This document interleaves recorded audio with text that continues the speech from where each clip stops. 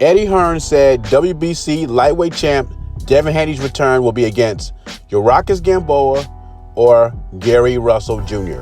Is this the same Gary Russell Jr. that fights at 126? This is a very useless fight for Devin Haney. Gary Russell is 2 weight classes below him. Devin Haney would kill him. But the latest news out of Gary Russell's mouth is he changed his mind about the fight. And I'm sure after I drop this video, there will be other developments to the story because it's all drama. Gary Russell Jr. is starting to look like the little boy that cried wolf. Besides that, my opinion is that Devin Haney should not fight Gary Russell Jr., someone of those 2 weight classes below you. Someone that hasn't fought in the lightweight division in the professional ranks. But I also feel that Devin Haney should not fight Yaracus Gamboa.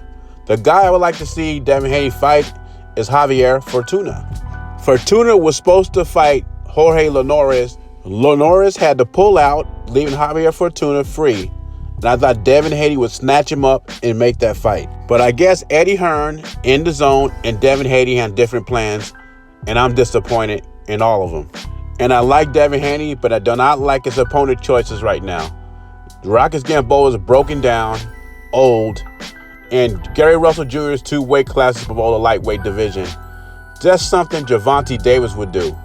I guess we'll see what happens from this point forward. It looks like Gary Russell Jr. is going to pull out, make some lame excuse, at least for now. So it looks like we're stuck with Devin Haney fighting Yaracus Gamboa. Wow. As Rafael Dawkins would say, OMG. My choice would be Javier Fortuna, but I'm not Eddie Hearn. In other boxing news, Bob Arum is feeling more optimistic about the Deontay Wilder Tyson Fury trilogy. He said the target date is December 19th in Las Vegas. Bob is so optimistic, he even think it'll be in front of a live crowd. The fight's going to be held at the Raiders Stadium. It's called Allegiant Stadium, and that's in Las Vegas. The max capacity of that stadium is 65,000 people. Bob Arum estimating that they could get 10,000 to 15,000 people in there. That's 3 months away, and I think he'll have a bigger crowd than that. I'm very optimistic how things are going. Thursday night, the Kansas City Chiefs had 16 to 17,000 in their stadium. If this trend continues to go in the right direction, we should easily have 10 to 15,000 people in the live crowd. Tyson Fury, Bob Arum, co-promoter Frank Warren, and the rest of Tyson Fury's management team want to get this fight out of the way so they can look forward to fighting Anthony Joshua in 2021 for Undisputed. But if you look at the other side of things, there is a chance the fight may not sell. First of all, the second fight wasn't competitive.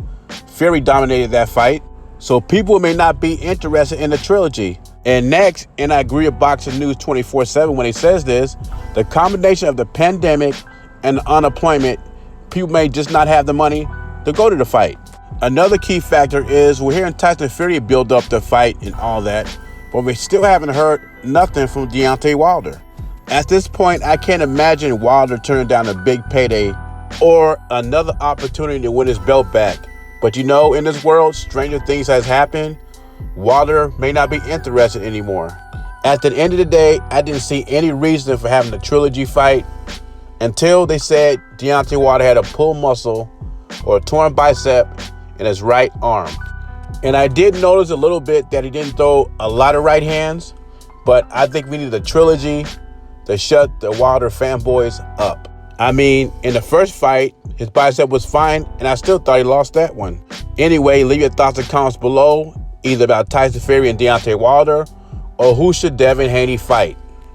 Jay Beezy, subscribe to the channel. I'm gone.